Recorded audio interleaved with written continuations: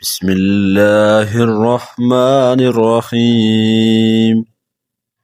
إذا زلزلت الأرض زلزالها وأخرجت الأرض أثقالها وقال الإنسان ما لها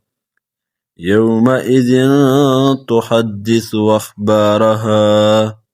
بأن ربك أوحى لها يومئذ يصدر الناس أشتاتا ليروا أعمالهم فمن يعمل مثقال ذرة خيرا يره ومن يعمل مثقال ذرة شرا يره